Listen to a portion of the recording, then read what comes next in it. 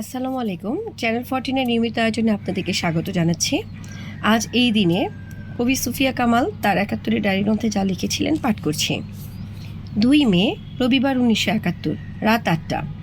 প্রেতনগরী ঢাকা আজাবের করাল আভাস, গ্রামীণ জীবন দুর্বিষহ, মহামারীর কবলে অসহায় কান্নায় মরছে।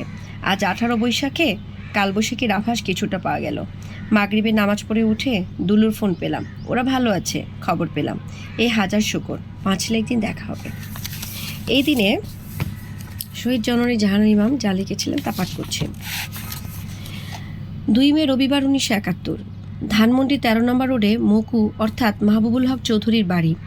ভিখু চৌধুরীর বড় ভাই, পূর্ব পাকিস্তান সরকারের প্রাক্তন ল সেক্রেটারি। ভিখুর বোন, মা ও মেয়েরা করটিয়া থেকে ফিরে এসেছে কয়েকদিন হলো। দেখা করতে গেলাম অধির সঙ্গে। বজ্রাহতের মতো বসে আছে সবাই, কেবল খালাম্মা অর্থাৎ ভিখুর মা কথা বলছেন, মাঝে মাঝে কাঁদছেন। ভিখুর বোন বুলু অর্থাৎ মাসুদার স্বামী শরফুল আলম পোল্যান্ডে পাকিস্তান দূতাবাসে রয়েছেন। বুলু ছুটিতে দেশে বেড়াতে এলে এই কাণ্ড, তার ডান কাঁধের নিচে গুলি লেগেছিল। ভিখুর মার মুখে পুরো ঘটনাটা শুনলাম। ওদের বিরাট একটা দল ঢাকা থেকে গ্রামের দিকে যাচ্ছিল। করটিয়ায় জাহাঙ্গীরের ইঞ্জিনিয়ার নুরুল রহমানের ডাকনাম।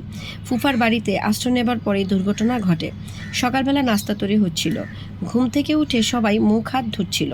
এমন সময় পাক আর্মি এসে সে বাড়ি ঘেরাও করে গুলি চালাতে থাকে। ভিখুর মা ব্যাপার ওঠার আগেই দেখেন গুলিবিদ্ধ ছেলে ও পুত্রবধূর দেহ বাড়ির পুকুর পাড়ে। মিলির পা দুটো পুকুরের পানিতে, মাথা পুকুরের পাড়ে।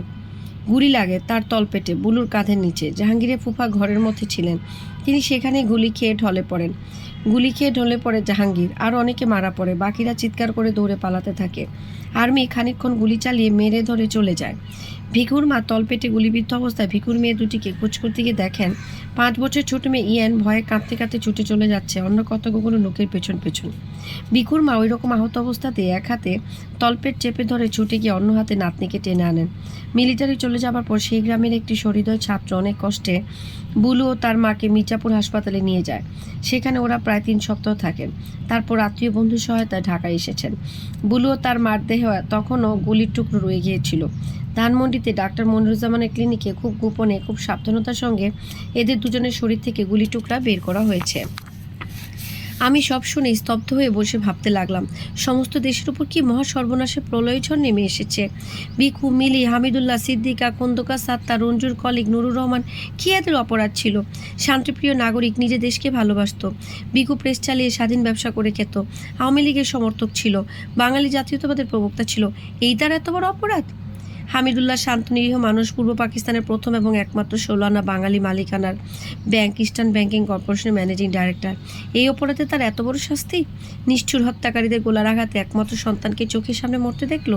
ভয়ানক আহত বউও কয়েকদিন পরে তার কোলে শেষ নিঃশ্বাস ফেলল। নুরুর রহমান ইঞ্জিনিয়ার, স্বাধীন ব্যবসা করে খেত, বিয়ে করেনি বলে কোনো পিছু টান ছিল না, দেশের ও দশের উপকার করে বেড়াতো। সেই অপরাধে তাকে প্রাণ দিতে হলো? নিষ্ঠুর পাখানাদার বাহিনীরা কি করে হত্যাযজ্ঞ চালিয়েছে তার অনেকটাই দলিল এই ৭১-এর দিনগুলি গ্রন্থে আছে। আমরা সামনে হয়তো আরও অনেক কিছু জানতে পারবো। মনটা আজও ভারাক্রান্ত হয়ে গেল। ৭১-এর এই সময়টাতে কোনো ভালো খবর নেই। ভালো থাকুন সবাই, দেখা হবে আগামীকাল ঠিক একই সময় ইনশাআল্লাহ। আল্লাহ হাফেজ।